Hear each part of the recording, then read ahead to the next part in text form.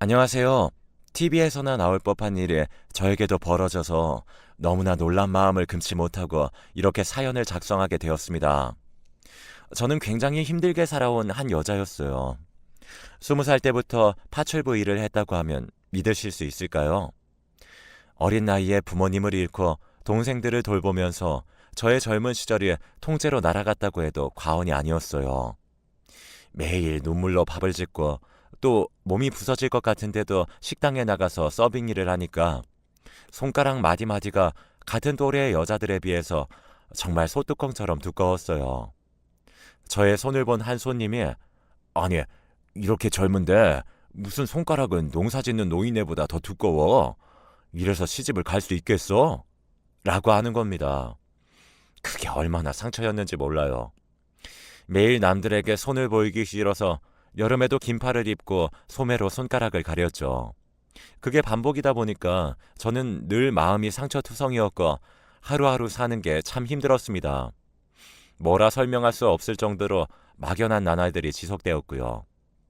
집에 가면 동생들이 언니 나 배고파 나 밥 줘 하는데 주머니에 돈 한 푼이 없어서 애들한테 식당에서 싸온 남은 잔반을 줘야 하는 그 서러움은 잊지 못할 정도로 마음이 찢어졌죠. 그렇게 혼자서 고군분투하면서 살고 있을 때 저에게 빛과 같은 한 남자가 다가왔습니다. 그 남자는 저희 집 옆 초가집 같은 곳에서 살고 있던 사내였어요. 거의 뭐 마구간이라고 불러도 될 정도로 십수년간 그 집에서는 아무도 살지 않았고 나다니는 사람조차 없었거든요. 어느 날 누군가 그 집에 들어와서 물건을 싹 다 정리하고 망치로 이것저것을 두들기면서 수리를 하더니 나름 사람이 살 수 있는 정도의 상태가 된 겁니다. 신기하기도 하고 또 다행이다라고 생각이 들었어요. 그 집이 이렇게 버려진 채로 있다는 게 굉장히 아까웠는데 젊은 남자가 그래도 가까이 있으니까 마음이 든든하더라고요. 여느 때와 같이 출근을 하고 있는데 애들이 참 귀엽네요. 동생들인가 봐요. 슬쩍 보니까 어쩌다 보니 가장이 되신 것 같은데 저랑 처지가 비슷하시네요. 저희 두 집 걸어서 5분도 안 되잖아요. 앞으로 오며 가며 하면서 인사도 자주 하고 그랬으면 좋겠습니다. 하면서 친근하게 말을 걸더라고요. 무척이나 고마웠죠. 누군가 제게 그렇게 친절하게 말을 건 적은 단 한 번도 없었거든요. 설레는 마음에 하루 종일 기분이 좋았습니다. 저도 그 사람이 좋으니까 자꾸 웃음이 터지고 또 볼 때마다 행복한 기분이 드니까 속으로 참 저런 남자를 내 남편으로 삼으면 좋을 텐데 라고 생각을 했어요. 조금씩 가까워지고 있을 때 저희들이 결정적으로 가까워지게 된 계기가 생겼습니다. 아직도 그 사건을 생각하면 가슴이 사무치고 미칠 것 같은 고통스러움에 정말 힘이 드는데 제가 동생이 분명히 있다고 했잖아요. 그 동생들이 참 학교도 못 가고 그래서 지네들끼리 잘 놀았어요. 저는 동생들을 먹여 살려야 하니까 항상 밖에 나가서 일하고 애들 케어를 잘 못했고요. 그런데 애들이 비 온 다음 날 계곡물이 불어나니까 거기에서 놀았던 겁니다. 평소 같으면 그 계곡에 물이 말라서 바닥이 훤히 보일 정도였는데 그 전날 비가 많이 오니까 물이 올라가게 되었고 겉으로 보기에는 충분히 발이 닿을 것처럼 보였던 거죠. 그 안이 얼마나 물살이 센지 동생들은 아무것도 모르고 그곳으로 뛰어든 거죠. 정말 이건 아니다 싶은 마음에 매일 얼마나 눈물이 흘렀는지 모릅니다. 터덜터덜 지친 몸으로 서빙을 하고 있을 때 자기야, 나 참 미치겠네. 전화기도 없고 자기 동생들한테 엄청 큰일이 났어. 놀라지 말고 빨리 와봐. 빨리. 지금 일하고 있을 때가 아니라고 정말. 이라고 소리를 치면서 누군가가 저를 찾아온 겁니다. 저는 눈이 휘둥그레져서 아니 도대체 무슨 일이에요? 왜 그러시는 거예요? 라고 하며 어안이 벙벙한 채로 저에게 달려온 그 사람을 보았습니다. 그분은 앞집에 사시는 동네 이장님이셨어요. 헐레벌떡한 가슴을 쓸어내리면서 그 동네 이장님 아내분은 제 손을 잡고 가게 밖으로 나와서 미친 듯이 달렸고 저는 도대체 동생들에게 무슨 일이 생긴 거냐고 수십 번 되물었지만 이미 속으로는 직감을 했습니다. 아, 계곡물이 불어났고 거기에 동생들이 들어간 거라면 틀림없이 죽었겠구나. 나 정말로 큰일 났다 하면서요. 현장에 도착하니까 계곡 바깥에 폴리스 라인이 쳐져 있었고 동네 사람들이 모두 모여 있었어요. 제가 등장하자 사람들이 저를 모두 쳐다보고 어쩜 좋아 하면서 혀를 끌끌 차더라고요. 저는 하염없이 눈물만 났습니다. 제 동생들 어디 있냐고 소리치니까 싸늘한 시신 위에 하얀색 포가 덮어진 곳을 손가락으로 가리키더라고요. 그걸 본 순간 정말 참을 수 없는 눈물이 줄줄 흘렀고 이걸 어떻게 하냐면서 대성통곡을 했어요. 그때 제 곁에서 어깨를 잡고 괜찮다고 하면서 꽉 잡아준 사람이 옆집 남자였습니다. 알고 보니까 소식을 듣고 옆집 남자가 계곡으로 바로 달려왔고 아이들이 계곡 안에서 빠져서 허우적거리고 있을 때 목숨을 걸고 애들을 물 밖으로 그 남자가 빼낸 겁니다. 정말 만약에 그 거센 물살에 자기 목숨이 위험할 수도 있었는데 그 남자는 제 동생들을 살려야 한다. 아니, 죽었으면 몸이라도 건져야 한다는 심정으로 몸을 던진 거죠.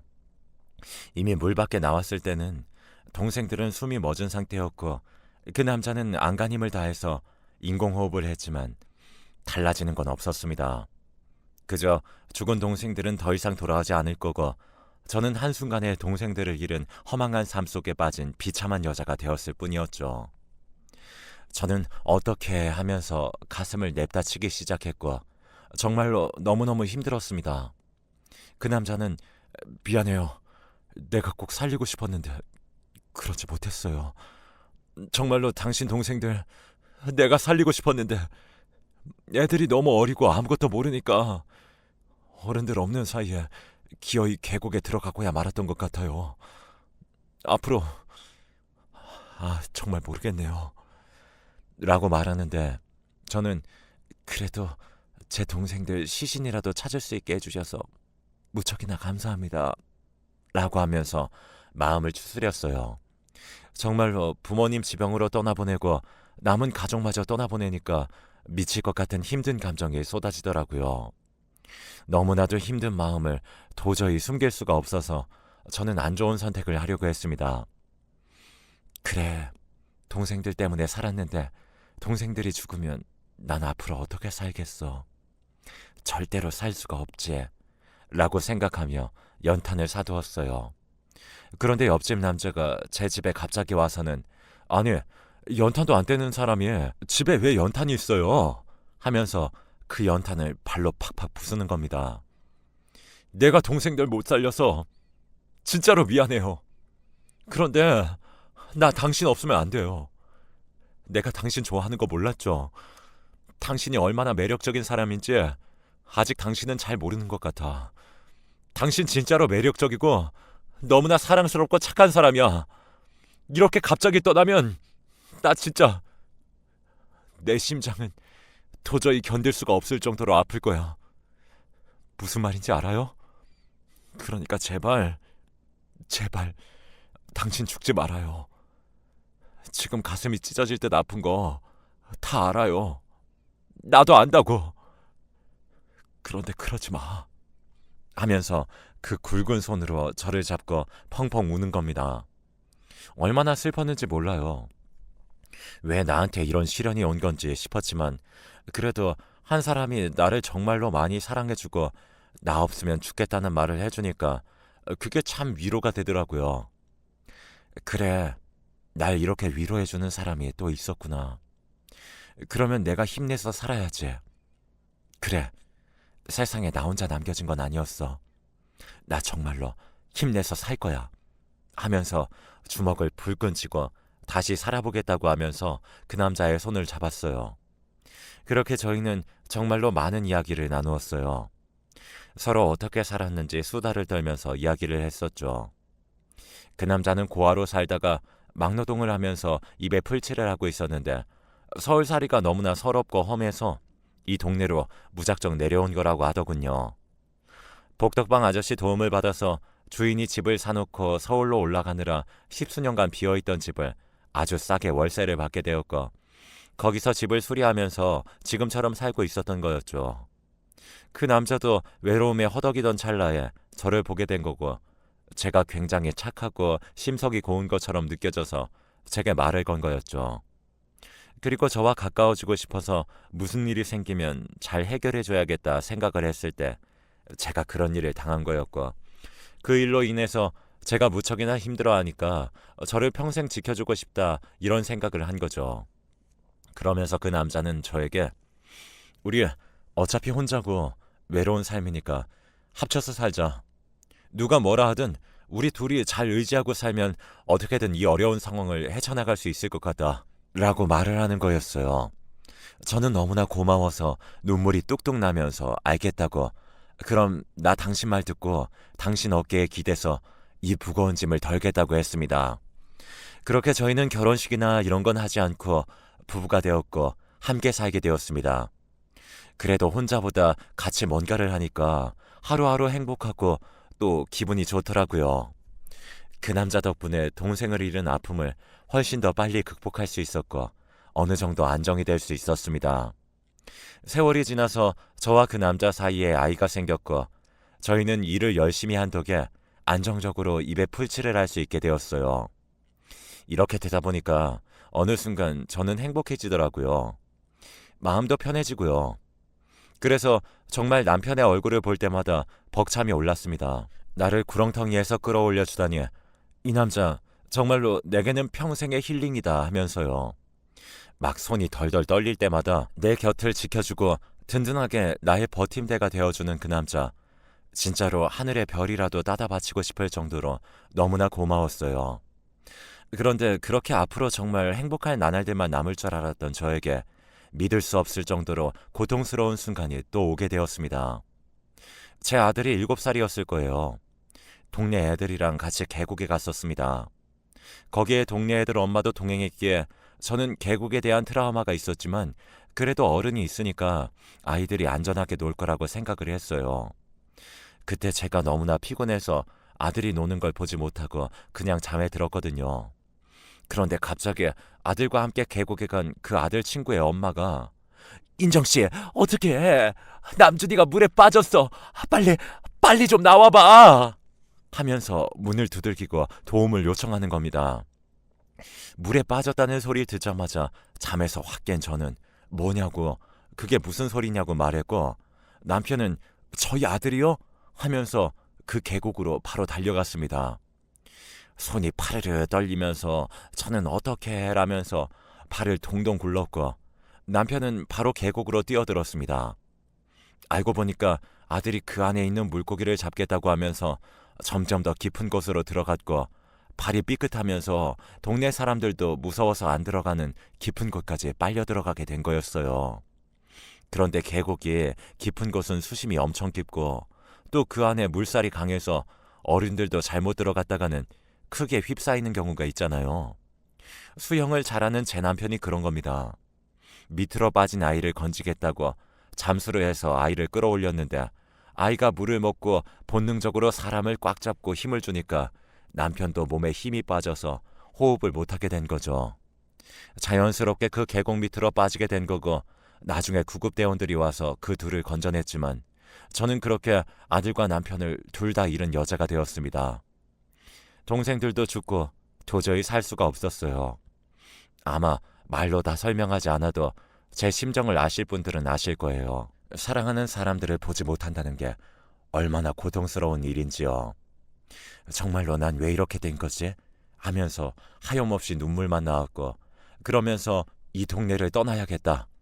이 지긋지긋한 강가는 쳐다보기도 싫다. 라고 생각하면서 저는 쥐뿔도 없는데 바로 서울로 무작정 올라갔습니다. 시골에 숨어 살던 생쥐가 식당 서빙 일을 하면서 살던 생쥐가 갑작스러운 변화로 서울에 갔는데 더욱더 낯선 환경에 저는 적응을 못했어요. 지금 생각해보면 공황장애였던 것 같아요. 아, 어쩌지 하면서 저는 발을 동동 구르며 살았어요. 하지만 그래도 사람이 극한 환경에 빠져도 정신만 차리면 어쩌지 살 길이 보이긴 하더라고요. 그렇게 파출부 일을 시작하게 되었습니다. 파출부 하는 사람들은 대부분 늙은 사람들인데 저같이 젊은 사람들이 일을 지원하니까 나름 많은 곳에서 저를 불러주더라고요. 저는 그래도 나를 필요로 하는 곳이 있으니까 힘내서 한번 살아봐야지 하면서 이를 꽉 깨물었어요. 근데 처음 남의 집에 가서 이것저것 종노릇처럼 일하고 또 가족들이 단란하게 사는 모습을 보니까 제 개인적으로는 굉장히 힘들더라고요. 내가 왜 이렇게 됐지? 나도 저들처럼 행복하게 살 수 있었는데 그런 생각이 자꾸만 들면서 슬럼프 때문에 더 이상 버티지 못하겠다는 생각이 들어 결국 저는 파출부 일을 잠시 그만두게 되었습니다. 얼마나 시간이 흘렀을까요? 원래 일을 잡아주던 파출부 대표님께서 연락이 온 겁니다. 자기야, 아직도 힘들어? 이번에 진짜 좋은 집에서 인성 좋은 주인집에서 최대한 젊은 사람들로 사람을 좀 뽑아달라고 해서 자기가 생각났어. 페이도 엄청 세고 자기도 언제까지 탱자탱자 놀 수는 없는 거니까 여기 가서 이번 기회에 다시 시작해봐. 잠깐 하는 거니까 그렇게 힘들진 않을 거야. 라고 말하더라고요. 마침 돈도 다 떨어져 가고 어쨌든 일을 해야 하는 거니까 알겠다고 그분에게 말했습니다. 알겠어요. 저한테 말씀해 주셔서 감사해요. 한번 일 시작해 볼게요. 말씀처럼 저도 언제까지 계속 이렇게 살 수는 없으니까요. 하면서 마음을 추스리고 다시 일을 나갔습니다. 그런데 그 대표께서 제게 알려준 주인집의 주소는 롯데타워, 그 부자들만 산다는 어마어마한 고층 빌딩이었어요. 좀 놀랐죠. 아니, 이런 곳이 있다고?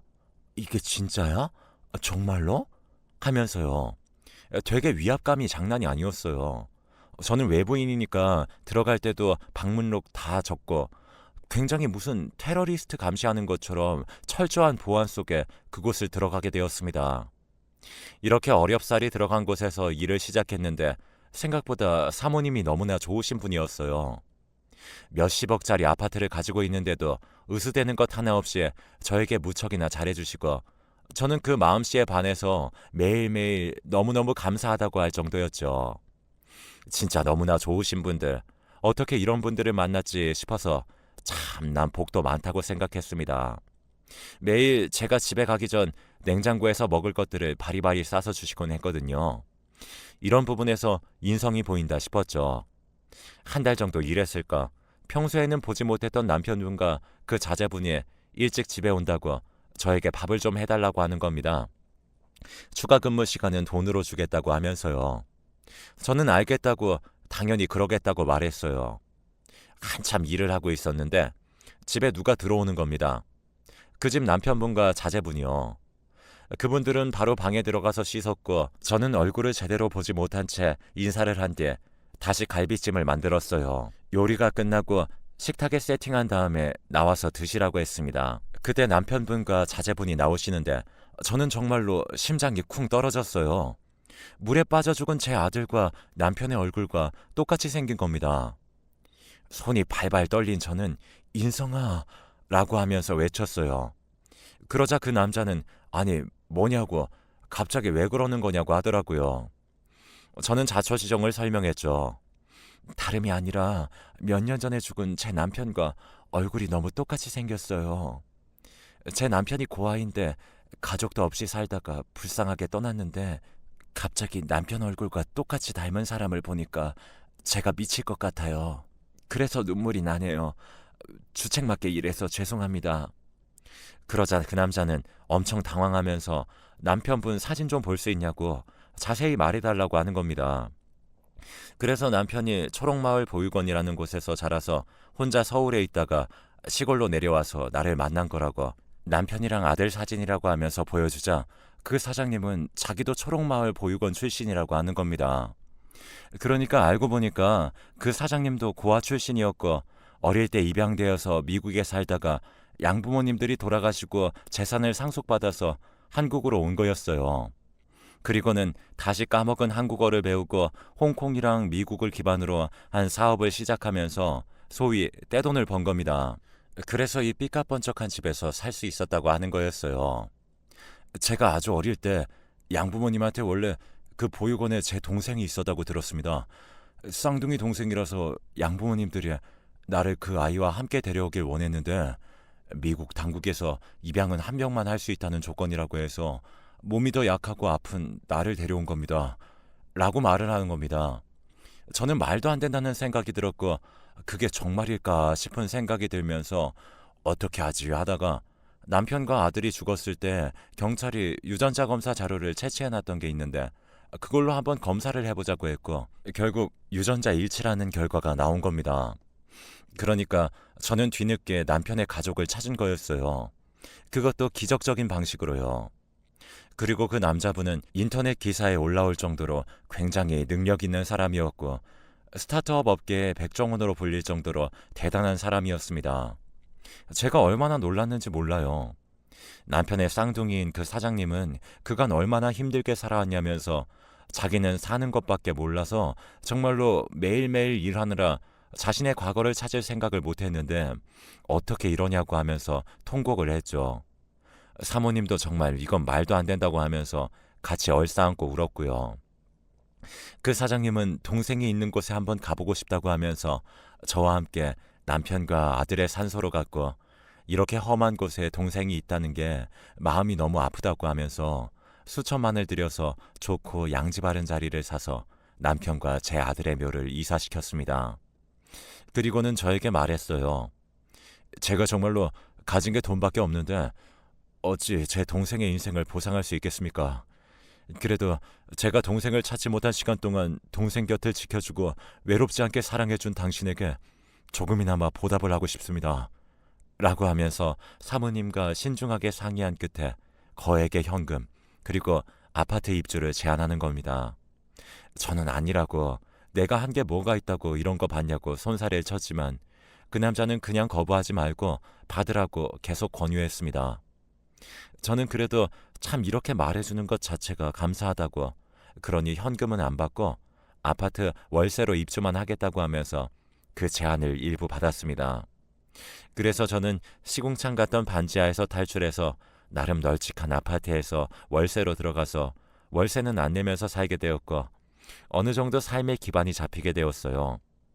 소식을 들은 파출부 소장님은 어떻게 이럴 수가 있냐고 정말 평생 든든한 백을 얻었다고 하면서 좋아해 주셨고 저는 감사하다고 그렇게 말씀해 주시니까 제 기분도 좋다고 하면서 방긋 웃기도 했네요.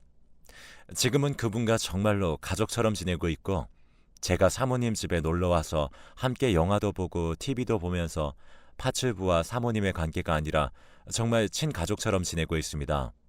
오히려 부자들이 더 마음이 넓고 여리다는 말이 왜 나온 줄 알 것 같아요. 불편한 관계일 수도 있는데 제 존재를 함께 받아들이고 그랬으니까요. 그럼에도 불구하고 남편만 생각하면 참 불쌍하고 어쩌면 이 엄청난 광경을 살아서 봤으면 얼마나 좋았을까 하면서 마음이 착잡했는데 그래도 어떻게 할 수 없는 일에 매달리면 매달릴수록 저만 고통스러우니까 조금은 내려놓으려고 합니다. 남편과 아들을 잃고 외로움에 점점 죽어가던 저에게 정말 기적처럼 가족과도 같은 존재들이 생기게 되어서 저는 지금은 굉장히 행복하고 기쁘네요.